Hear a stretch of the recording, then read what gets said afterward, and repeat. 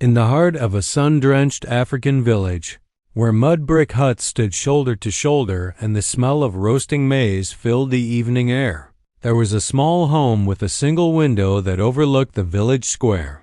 That window, framed with wood darkened by years of rain and dust, had seen laughter, tears, and countless sunsets.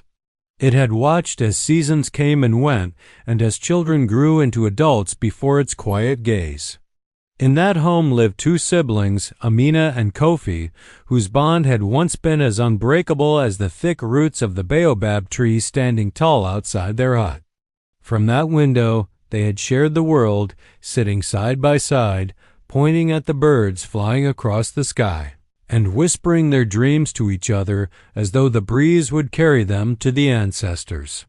When they were young, the window was their favorite place. After long days of playing in the dusty fields, they would sit together on the wooden bench beneath it. Amina, with her bright eyes that always carried questions, would tell Kofi stories she had heard from Mama about wise lions and trickster hares. Kofi, who was quieter but just as curious, would listen carefully, occasionally adding his own ideas. The window became their stage, their escape, and their promise that as long as they had each other, the world outside could never break them apart. But as the years passed, something began to change. Kofi grew restless, his eyes drawn further away from the village square to the distant hills where the city lay. He dreamed of studying, of making a life beyond the small huts and endless fields. Amina, on the other hand, found her heart rooted in the soil of their home. She wanted to stay, to care for Mama and Baba, and to keep alive the traditions their ancestors had handed down. Still, they never stopped meeting at the window, though their conversations began to shift. What once was laughter slowly turned into debates, and their dreams, though once shared, started to pull them in opposite directions. One evening, as the sun painted the sky in strokes of orange and purple, Amina leaned against the window and said softly, "Kofi promised me that no matter where life takes us, we will always come back here to this window." Kofi smiled, but his eyes were heavy. "I promise," he whispered, though deep inside he knew the city was calling louder than his promise could hold.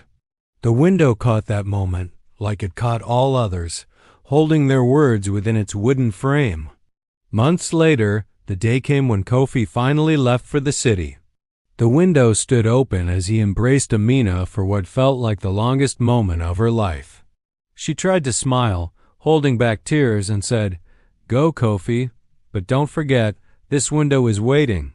He nodded, placing a small carved wooden bird in her palm, a gift to remind her of the dreams they once shared watching the sky together.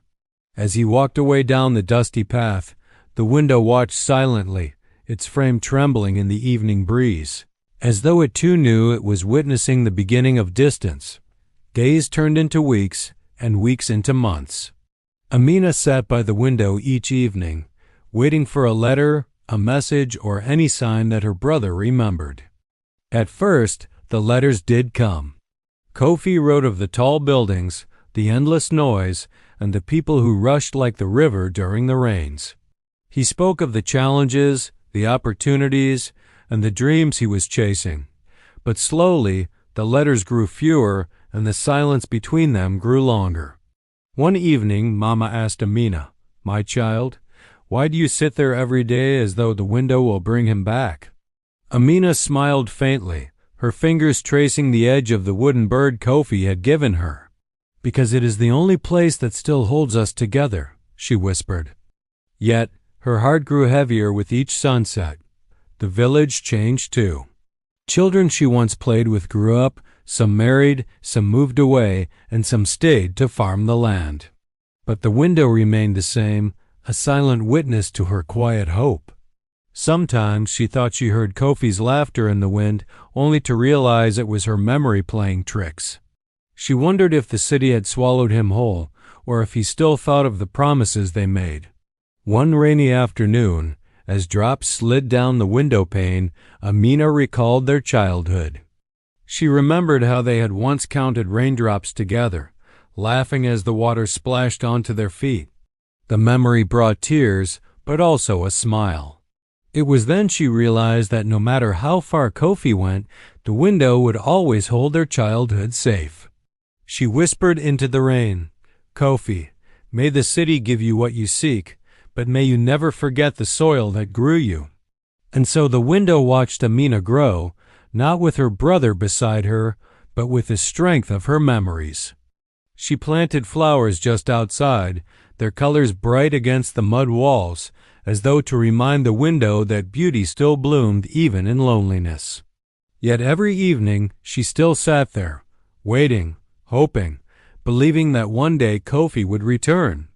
The years rolled on like the river that curved through their village, carrying away seasons yet always returning with the rains.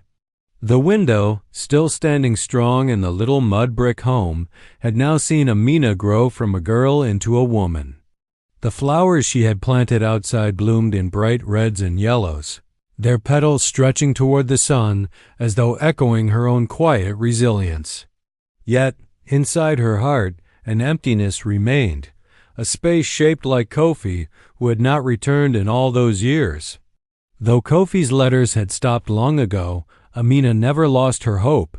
Every morning before she went to the fields, she touched the carved bird he had given her. "Fly to him, little one," she whispered, "and remind him where home is." The window always caught her soft prayer, holding it within its wooden frame, waiting as faithfully as she did. The village had grown busier over time. Traders came more often, bringing cloth with bright patterns, beads that sparkled in the sun, and stories from faraway places. Children who once played barefoot now ran around with small sandals, their laughter filling the air. Amina often told them stories, just as she once did with Kofi, her voice steady though her heart longed for her brother's laughter beside hers.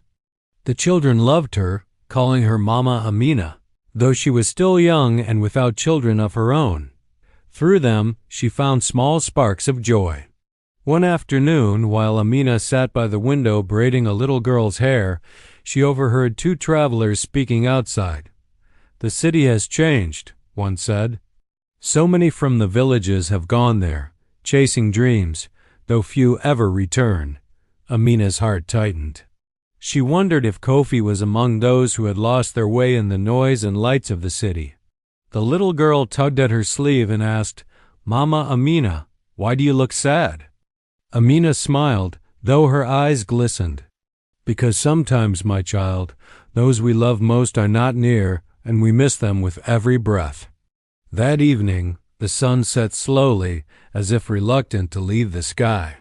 Amina sat alone at the window, her gaze stretching to the road that led to the hills. She whispered, "Kofi, if you can hear me, know that the window and I are still waiting." The silence answered her, but she refused to let it break her spirit. She believed that promises made with love could not be erased by distance. Far away in the city, Kofi was indeed alive, though weary. The city had given him the opportunities he sought, books, knowledge, work that paid more than farming ever could. But it had also taken pieces of him. Nights were long and lonely, filled with the echo of voices that did not know his name.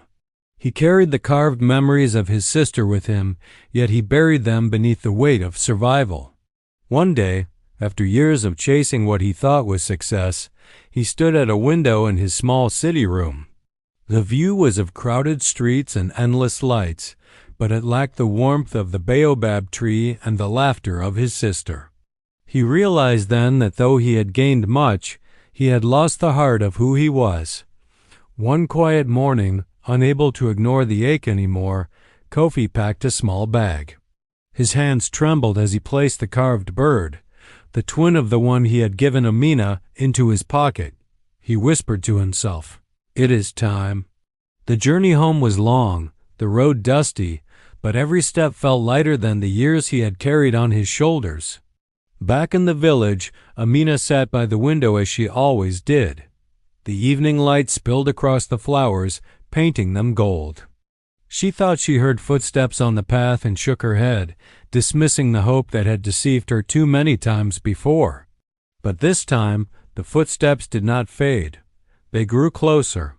She turned, her heart racing, and there he was. Kofi, older, thinner. His eyes tired yet filled with something she had not seen in years, the warmth of home. For a moment, neither of them spoke. The window framed their silence, the air thick with the weight of years apart. Then, as if time had never passed, Amina rushed forward, tears spilling down her cheeks. Kofi dropped his bag, holding her as though he would never let go again.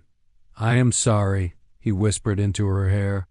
"I thought I was chasing a better life, but I forgot that the best life was always here with you." Amina's tears fell freely. "You came back," she said, her voice breaking. "The window did not lie. It told me you would return." They sat together beneath the window once more, like they had in their childhood. The flowers swayed in the evening breeze, and the carved bird rested between them, a symbol of promises that had survived time and distance. Kofi told her of the city, of its struggles, its victories, and its loneliness.